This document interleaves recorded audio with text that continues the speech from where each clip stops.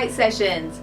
This is a great day, everybody. It is a great day because we have the incredible Keri Britz. Ooh, well, hello. Thank you. It's a great day for me, too. This is so fun.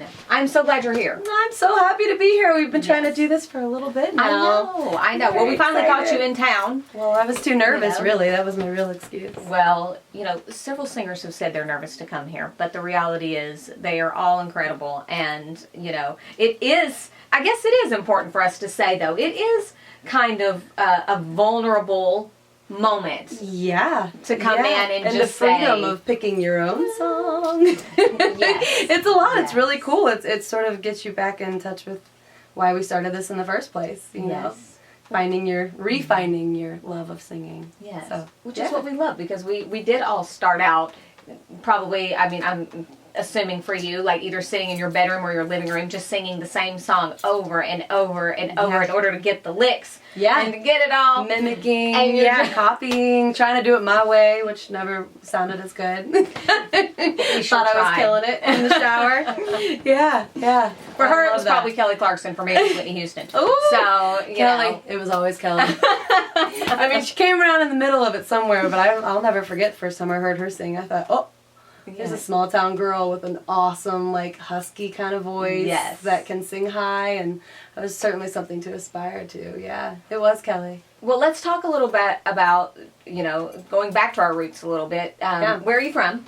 I'm from Virginia, from a town called Winchester. Just it's like the northern tip of Virginia. So we're outside D.C., kind of country living. My parents have a nice farm, and so yeah. That's so great. And musical family, or were you kind of the one? Musical for sure. My mom was a Christian singer, so we grew up, of course, singing in church and everything. That's how I learned harmony, because I could never sing as high as all the other girls, because I always had the husky low voice. But and then my dad, he could definitely carry a tune. He'll tell you he can't, but he can definitely sing, and he writes poetry and stuff. So I got a lot of songwriting from him. Awesome. And then my brother is a bass player for the band Bush, and so he's in the rock scene. Okay. And yeah, so we always had music growing up. We used to sing like the Gaithers and stuff. We'd do like the 5-part harmony thing, you know, at churches and things. So yeah. Which are great. Those vocal parts are killer. Oh my God. Yeah, no, don't get me started. I love the Gaithers. Like, Southern gospel is no joke. It's like, you can't show up and not really be able to sing. Nope. They'll let you sit in the back and maybe forget to mic you, but... Tis true. It was good, though. Yeah, so lots of music growing up. So, how did you end up in LA? How did it come to be that you found your way here? Well, actually, I was thinking about going to college. I was 18, living in Virginia, and really my parents actually sat me down and said, you know, you can go to college, but we know you want to do music. So we think that, my sister was out here doing modeling, and they said, we think that you should move in with your sis and really try to do it out in LA. And you could go to Musicians Institute if you start to get worried and confused, just to kind of focus you in. But we think that would be the best use of your time. So I said, okay. I was super nervous about it, but yeah, I graduated high school, and a couple weeks later, my mom and I were driving me out to LA. I moved in with my sis. That's a big move. It was a really big move. And to be 18 and say bye. Yeah, and, you know, I had to say bye to all my friends and the love of my life and my parents. And, you know, I didn't even know how to do laundry. I was the worst. My mother was an angel, because I got out there and I thought, this doesn't just get clean and folded. And anyway, it was terrible. I was the worst roommate. My sister had her hands full, but yeah, it was fun though. And she had to grow you up really quick. She did. I just remember calling my mom and being like, "What buttons do I push?" Like sending her pictures of the washing machine.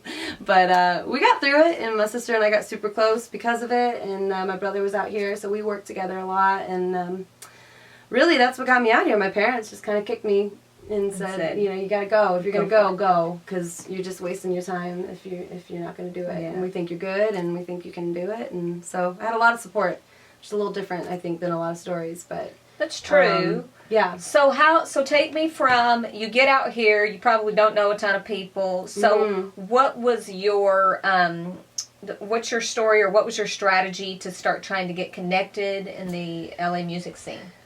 For me, it was I ended up going to Musicians Institute.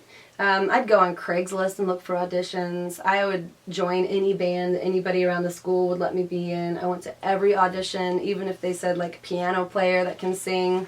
I would act like I could play piano just to get in there. You know, just anything I could do to get in the rooms, get the vibe. I got really good at hearing no. Got my thick skin, you know, the hard way. And really it was just, for me, my strategy was networking. How many people can I get involved with? How many people can I be friends with? Like who do I look up to, and how do I get into the grace of their presence? Like that was really the big thing for me. Because then once I got there, I knew that I had the work ethic and the ability and strength to hold my own, you know. Yeah. Even if I wasn't there yet, I knew that I was ready to listen and hear them and figure it out. So that was a big deal for me. So really networking and just trying to get ready for anything, even though that's hard to do. Yeah. I was ready for it all. You know, if I'd go to an audition, I knew all the parts, even though I'm clearly an alto. I would learn all the parts, thank God, just in case they threw something at me, whatever, tweak and twerk around different parts. So it was definitely worth that, you know. So we've talked a little bit about that you've been doing the voice for 6 years. Mm-hmm. And 6 years. So is that from the beginning, or did you come in? Well, I came in, so I was part of the production rehearsals for season 1. Okay. And then I was still actually touring with Joe Cocker at the time. Speaking of not knowing your vocal part, I learned soprano on that gig. That was terrifying. Clearly I'm not a soprano, you'll hear in the video. But no, so I ended up doing basically the production rehearsals, then I had to take a break, go out with Joe. I missed the first season, and then before the second season started, I actually called Paul Merkovich, the musical director, and I said, is that gig still available at all? Because now I really want to do it, and it seems like a cool thing to do. And he said, I'll call you back in 2 days. And I said, okay.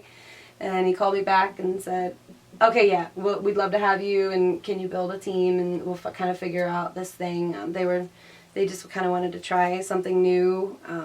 You know, production was trying to really dial in the visual and what they wanted the show to be. And so it was really cool. It was one of those kind of destined things. I'd never had the guts to call him like that before, but I just felt really strongly that I really wanted that gig. So I called him, and thankfully it worked out, and here we are. So from season 2 on to what we're airing now is 12.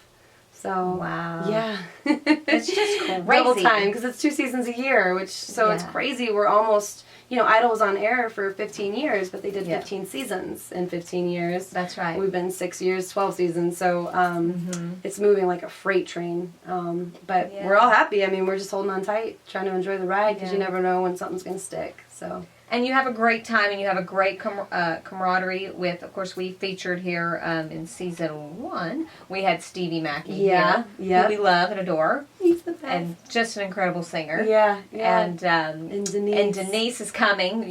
We're going to have her here, too. Oh, she's so good. But it's fun. You guys have really had an awesome time together. We really have. I mean, you know, you spend so much time together that once you have to love them. I mean, it's like having bus mates when you're on tour. I mean, we pull really long days, really long nights where we're literally, like, quite literally leaning on each other, trying to get through the last couple of songs of the day or whatever. And they've become family, and it's really cool because vocally I have grown so much, almost to the point where like I said today, it was kind of hard to dial it back in, getting just my lead voice back, but background wise I've learned so many different genres from them, because we all 3 came from very different paths, a lot of things that crossed and were together, but really we came from such different paths that we were able to dial it in. I've learned R&B, I've learned a lot more about soul music, I've learned a lot more about classical training type stuff, you know, and it's just really cool to get to the nitty-gritty of these amazing singers. It's been something I could never have bargained for, and I'm so grateful for. So it's such a gift. Yeah. Well, let's talk a little bit before we go. How did it come to be that you started working with Blake Shelton, and how long has that been going on? Blake, I've been with Blake for a little over a year, about a year and a half, almost 2 officially. it's actually funny because in 2013, and what it would have been, I don't know, season 5 or 6 or something, I'm not sure. But we were on stage practicing a duet with him and one of his contestants, and he made some joke about being in LA, and I was like, I'm just trying to get a country gig. Like, jokingly, but also kind of like really serious. I think country gigs are just the best because they have very long careers, and I just love country music. That's what I grew up listening to. So it's really cool to kind of have that moment and just have a joke with him. And then literally 2 weeks later, their background singer at the time needed a sub, and so they called me and said, were you serious about wanting a country gig? Because we'd love to have you come sub in for our girl Gwen Sebastian if you're able. And I was like, yeah, I was so excited. And so I subbed in for her. And then about 1.5 years ago, she's an artist in her own right. So she's gone off and done like her own stuff, and she sings with a bunch of other country artists and things. So that spot opened to be available for that many shows because Blake is so busy in the last 1.5 years. And so he actually walked across the stage when we were all getting ready to do a live show and walked right up to my vocal stand and was like, "Hey, Blake." And he's like, "Hey, what are you doing in January, February time?" I said, "Well, I don't know. You tell me." He was like, "Well, would you want to come on the road with us?" And I was like, yeah. Like, literally. And it was crazy because I had prayed on it. I knew that his other background singer was moving on, and I had seen another girl actually singing backgrounds for him for one of those award shows, and I was like so defeated and so sad because I know that God has a plan, and it was okay, and I was like coming to terms with maybe something else is around the corner, but I was bummed, because I just was like, man, I thought that could be such a cool thing if that were to work itself out, and thought that was really going to work out. And so I remember my family, they were all like super excited because they knew how sad I was that it maybe slipped away, and then for it to come back around, it was like a really, really cool moment. Yeah. And he's an awesome boss. It's so fun. His band is amazing. His whole crew is awesome. They take great good care of all their people, and we have fun. It's a good group.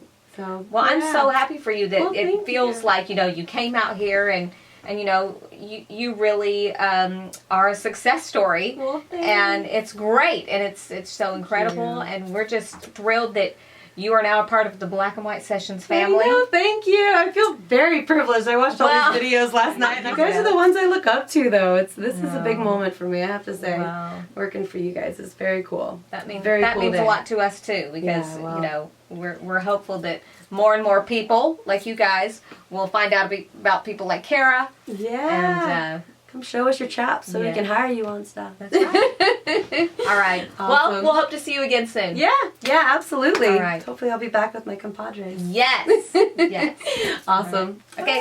See ya. Bye.